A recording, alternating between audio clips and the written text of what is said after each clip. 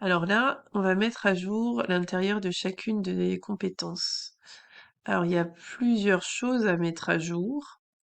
Il y a à partir de quand on rend disponible la compétence. Il y a dans certains questionnaires, il y a des questionnaires qui renvoient à des forums. Donc, par exemple, ici, il me semble que le questionnaire 1, il renvoie à un forum, donc il faudra le mettre à jour. Je revérifie, mais c'était de tête. Euh, Donnez votre réponse dans le forum d'échange. Voilà, donc il faut qu'on aille écrire cette question-là dans le forum d'échange. Ensuite, il y a les études de cas. Toutes les études de cas de toutes les compétences ont perdu leurs questions. C'est normal dans Moodle, les discussions s'effacent automatiquement quand on importe. Sinon, en fait, on aurait les réponses et les réponses des candidats précédents.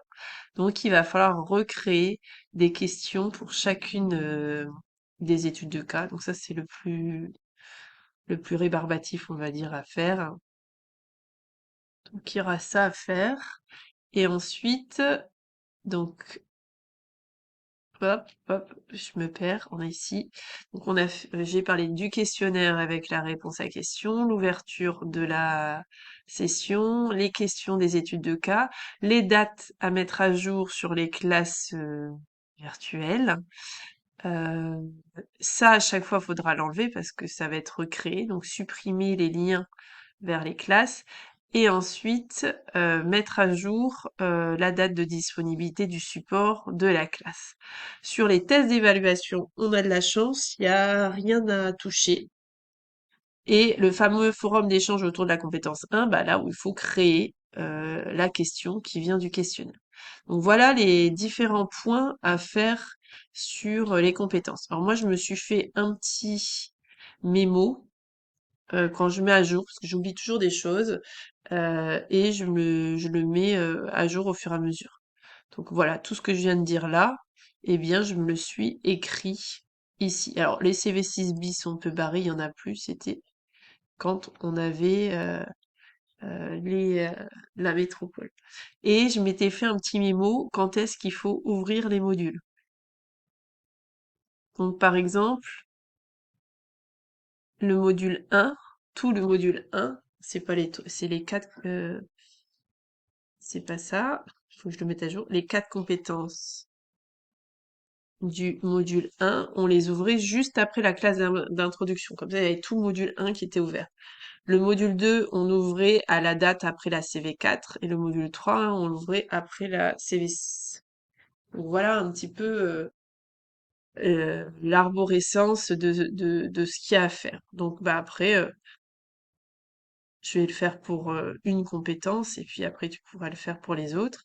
Si par exemple ici, ben on a dit on démarrait par quand est-ce qu'on l'ouvre? Eh bien, je vais voir ma fiche formation.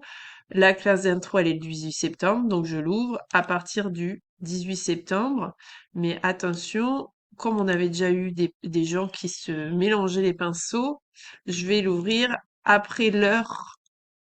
Je vais l'ouvrir le 18 septembre, mais je vais l'ouvrir genre à 19 heures. Comme ça, je suis sûre qu'ils vont pas dans les classes virtuelles de la compétence 1 au lieu d'aller dans la classe d'intro et j'enregistre. Donc voilà, ça t'auras à le faire pour la C2, la C3, la C4, exactement la même chose. Voilà, la C1, elle est ouverte à la bonne heure. Alors maintenant, l'étude de cas. Bah, l'étude de cas, il faut que j'aille créer les questions. Donc en fait, ce que je fais, bah, c'est que je rentre dans l'étude de cas.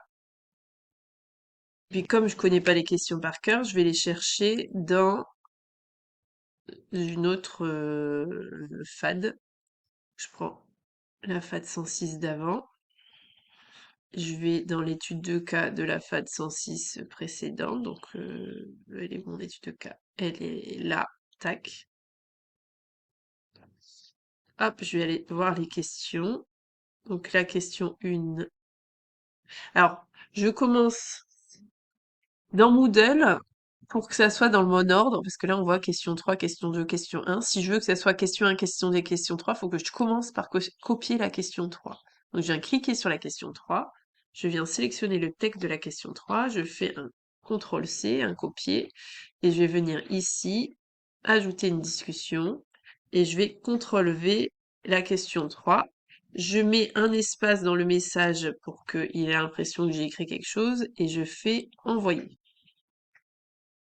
Et on va voir ma question 3. Ça y est, elle est apparue. J'ajoute une nouvelle question, donc j'ajoute une nouvelle discussion. Hop, je vais chercher ma question 2.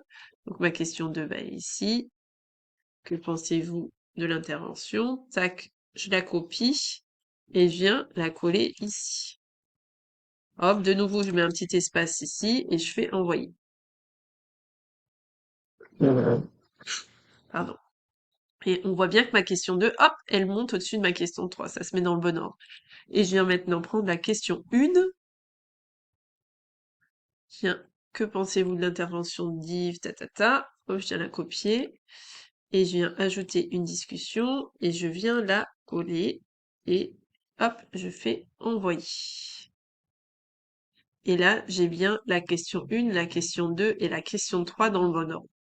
Et là, je vois que dans le forum précédent, il y avait une petite erreur. Si je vais dans le forum, je vois qu'il y a plein de gens qui ont pu lancer des sujets. Or, c'était ça qu'on voulait pas. On voulait qu'ils se répondent l'un et l'autre aux questions. Donc, ça veut dire qu'il faut que je bloque.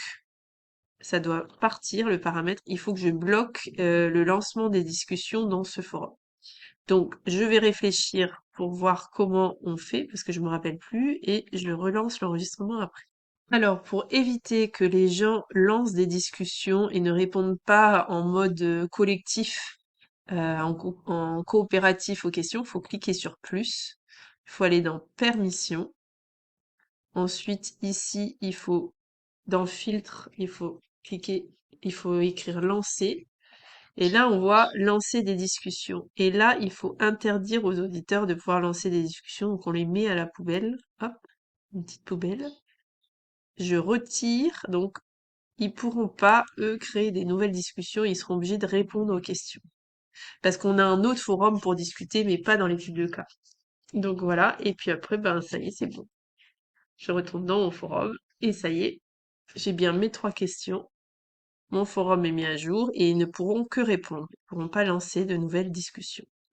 Donc là, si je vais dans ma petite checklist, mise à jour des questions de chaque forum.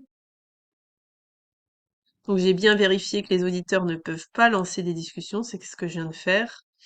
Et on me dit qu'il faut aussi inscription et suivi des messages est en mode désactivé. Donc je vais aller vérifier ça aussi. Je ne me rappelais plus qu'il fallait faire ça. Alors, je réfléchis comment il faut faire et je reviens. Alors, pour ça, pour être sûr que, en fait, ils reçoivent pas, à chaque fois que quelqu'un répond dans le forum, ils reçoivent pas un mail. Il faut aller dans Paramètres. Et ensuite, il faut aller dans Inscription et suivi des messages. Et là, il faut bien vérifier qu'on est en abonnement désactivé. C'est bien le cas. Donc, à chaque fois que quelqu'un va répondre, tout le monde ne va pas recevoir un mail comme quoi elle a répondu à la question 3, ensuite à la question 2, etc. Donc ça, c'est important parce que sinon, ça noie les gens dans les messages. Donc là, dans notre petite checklist, on a bien tout fait. On a bien mis à jour les questions du forum, on a bien vérifié le paramètre inscription et suivi des messages et on a bien interdit aux auditeurs de lancer des discussions. En tout cas, dans ce forum-là, c'est pas le lieu. Voilà, donc on peut passer à la deuxième étape, c'est mettre à jour les dates des classes virtuelles. Donc j'y vais.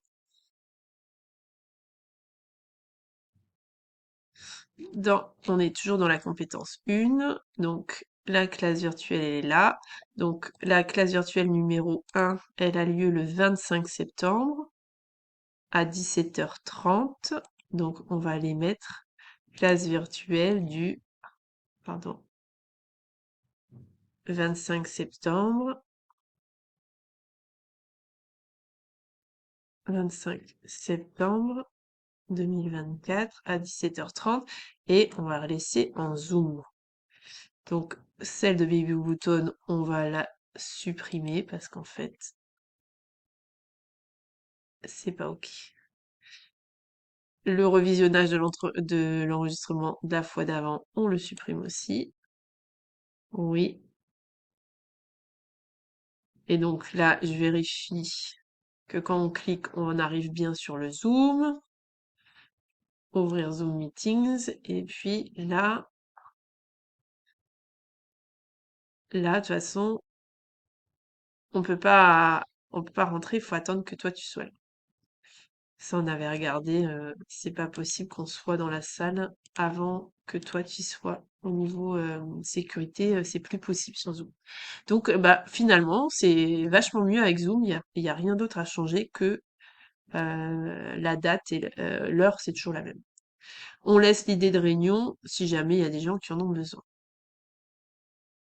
Et là, bah, c'est le fichier PDF support de la classe virtuelle. Donc là, à part si tu modifies le fichier, il y a rien à faire sauf à modifier la date. Donc nous, on a dit que c'était la classe virtuelle 1, on a dit que c'était le 25 septembre. Donc la disponibilité, on va la mettre le 25 septembre à 17h15, quoi. Donc hop, la restriction d'accès, on va la mettre au 25 septembre à 17h15. Voilà, c'est non juste avant la classe virtuelle. Et on revient au cours. Voilà, donc là, on a fini de faire la partie classe virtuelle. Le test, il n'y a rien à modifier. Normalement, il est tout bon. Et ensuite, on a le forum d'échange autour de la compétence 1. Donc, comme dans le questionnaire, on a une question qui invite à remplir ce forum, et on va aller chercher la question. Donc, elle était ici. Voilà. Voilà. Et vous, quelle est votre posture? Voilà, c'est l'activité 2. On va même prendre l'activité 2. Est-ce que je peux copier ça? Oui, copier. Et je vais venir dans mon forum ici, forum d'échange autour de la compétence 1, et je vais faire ajouter une discussion, et je vais, est-ce qu'il y a bien activité 2 qui se met au début? Je vais en coller activité 2, et vous, quelle est la posture que vous utilisez? Et là, tac, et je fais envoyer. Et donc, je devrais avoir ma question qui apparaît. OK. Et on voit qu'il y avait une autre question dans l'activité 1. Donc, hop, je viens le copier aussi. Et je vais créer une nouvelle discussion avec l'activité 1. Et je fais envoyer. Et voilà. J'ai modifié un petit peu l'apparence. Je trouve que c'est plus joli avec les questions ici. Sous ce format-là. Donc ça, je te mets pas le détail, mais voilà, je trouve que c'est plus joli comme ça. Par contre, là, je bloque pas lancer les discussions puisque là, c'est un forum d'échange. Donc je vais juste vérifier que les gens, là, les auditeurs, ils peuvent bien, euh, dans le verrouillage des discussions, non, c'est pas là, pardon, c'est dans permission. Ils peuvent bien lancer, si je fais lancer discussion comme tout à l'heure, là, l'auditeur, il y est bien et je le mets surtout pas à la poubelle parce que là, il faut qu'il puisse poser des questions, il faut qu'il puisse faire ce qu'il veut. Donc là, on est bon. On a fini la compétence 1. Donc quand je reviens là, bah là, j'ai bien mis à jour mon étude de cas. Je vérifie. Ouais, hop. Donc c'est mon étude de cas, elle est faite. Ensuite, j'ai bien les bonnes dates pour la classe virtuelle. J'ai bien le fichier support à la bonne date par rapport à la classe. Le test, on n'y touche pas. Et j'ai bien mon forum qui est mis à jour par rapport à mon questionnaire. C'est tout bon.